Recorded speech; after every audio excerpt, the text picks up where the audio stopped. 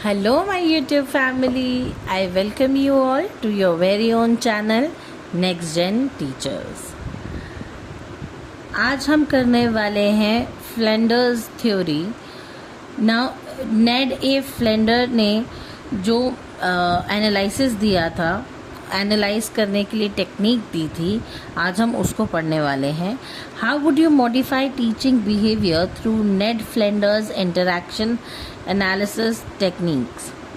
तो नेड ए फ्लेंडर ने जो है FIA यानी कि इंटरैक्शन एनालिसिस के लिए एक टेक्निक बनाई थी, एक सिस्टम बनाया था, उसे हम आज पढ़ेंगे. Ned A Flanders developed the Flinders Interaction Analysis, that is FIA, system to study classroom verbal interaction. It helps in analyzing teacher-student communication and improving teaching behavior by making it more effective and learner-centered.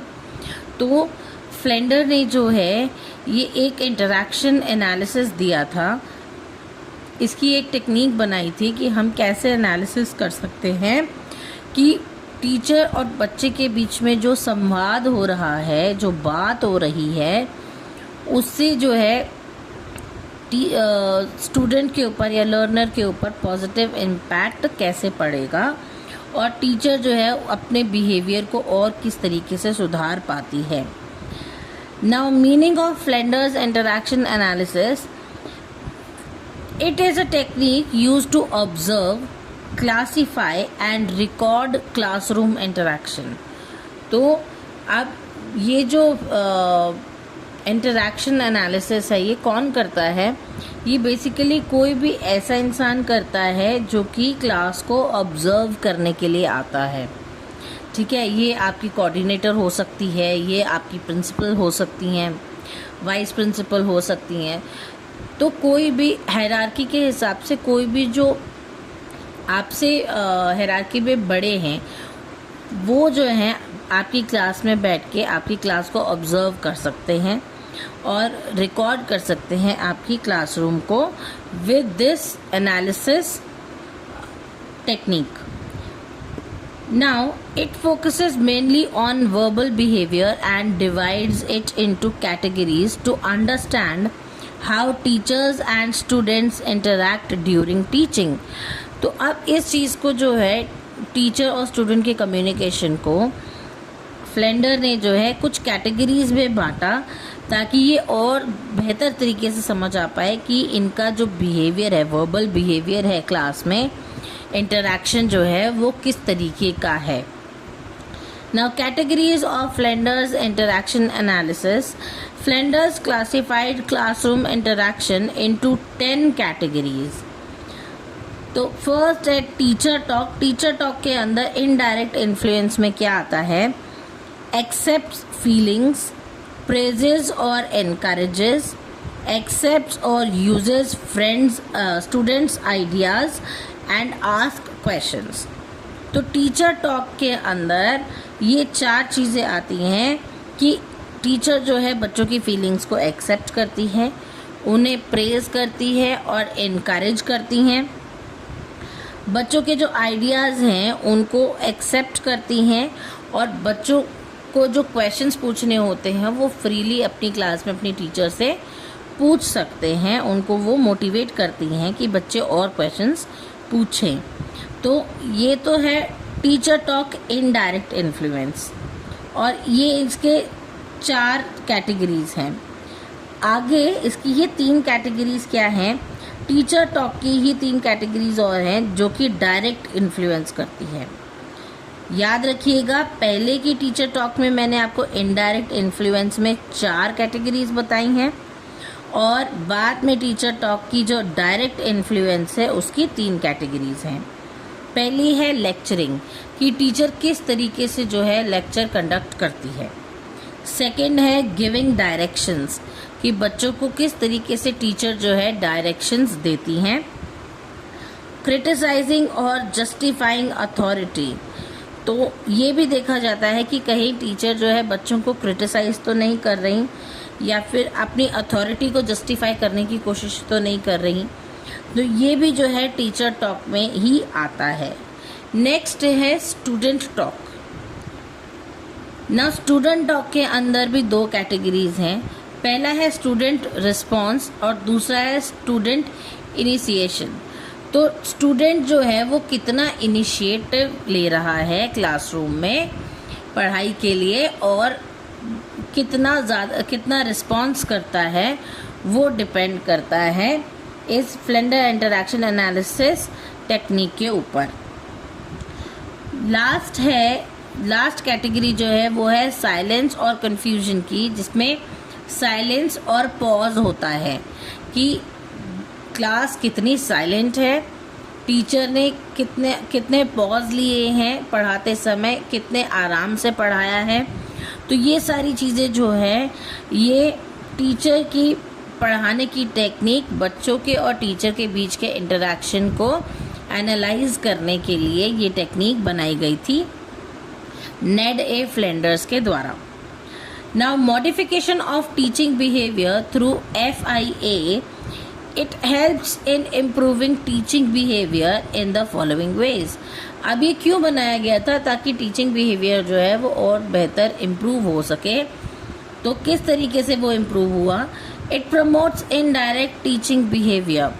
Indirect teaching behaviour जो है ये उसको promote करता है। It encourages teachers to use more praise, accept students ideas and ask questions instead of dominating the class. तो ये जो Flander का दिया हुआ एनालिसिस है, इसकी टेक्निक की वजह से टीचिंग बिहेवियर में कुछ सुधार आए, जिसमें कि पहला सुधार यही था कि टीचर जो है वो बच्चों को प्रेज करे, बच्चों के जो आइडियाज़ हैं उनको एक्सेप्ट करे और बच्चों को सवाल पूछने की अनुमति दी जाए, ना कि क्लास के अंदर टीचर जो है बच्चों को डोमिनेट करे। रिड्यूसेस टीचर डोमिनेशन, इसके अंदर टीचर की डोमिनेशन जो है वो कम हो जाती है। Excessive lecturing and increase student participation, तो इसके अंदर इंटरैक्शन जो है पैटर्न कुछ ऐसा होता है कि टीचर जो है वो बच्चों को सिर्फ लेक्चर ही नहीं देती रहती है, वो बच्चों की बात भी सुनती है, उनके सवालों के जवाब भी देती हैं और उनको इनकरेज करती हैं कि वो पार्टिसिपेट करें। Improves classroom interaction. It helps in creating a two-way communication environment rather than one-way teaching. तो इसकी वजह से टू-वे कम्युनिकेशन होती है क्लास में। टीचर और स्टूडेंट दोनों आपस में कम्युनिकेट करते हैं और तब सीखते हैं, ना कि सिर्फ टीचर जो है वो पूरी क्लास को डोमिनेट करके रखे। सिर्फ वन वे टीचिंग नहीं होनी चाहिए, हमेशा टू वे कम्युनिकेशन होनी चाहिए क्लासरूम में, ऐसा नेड ए फ्लेंडर मानते हैं। Now it provides feedback for improvement. Teachers can analyze their own teaching style.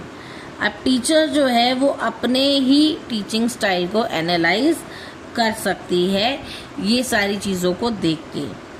Now encourages students participation, encourages opportunity for students to respond and initiate ideas, making learning active. तो teacher को चाहिए कि बच्चों को encourage करे ताकि उनको और ज़्यादा अपॉर्चुनिटीज़ मिले और वो अपने आइडियाज़ को इनिशिएट कर सके और उसको करने में डरे ना वो, और जो लर्निंग है वो एक एक्टिव तरीके से हो पाए, ना कि सिर्फ पैसिव वे में। तो टीचर का ये रोल है यहाँ पर कि कम्युनिकेशन जो है वो हमेशा टू वेज हो, सिर्फ वन वे टीचिंग नहीं होनी चाहिए। दूसरी चीज़ कि बच्चों को इनकरेज किया जाए कि वो अपने आइडियाज़ को जो है इनिशिएट कर सकें, उनके लिए अपॉर्चुनिटीज़ बढ़ाई जाएं और क्लासरूम के अंदर जो है टीचर डोमिनेंस नहीं होना चाहिए। बच्चे जो हैं वो फ्री फील करने चाहिए अगर उन्हें कोई क्वेश्चन पूछना है या उनको कोई डाउट है तो। इससे क्या होता है कि टीचर जो है अपने टीचिंग स्टाइल को जो है इम्प्रूव कर सकती हैं, आइडेंटिफाई करके कि वो किस किस एरिया में इम्प्रूवमेंट कर सकती हैं। balances teacher and student talk. A proper balance lead to better understanding and engagement.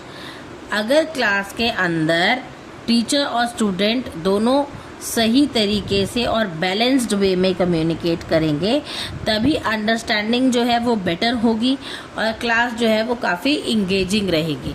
अगर सिर्फ टीचर ही लेक्चर देती रहेगी तो बच्चे सो जाएंगे, है ना।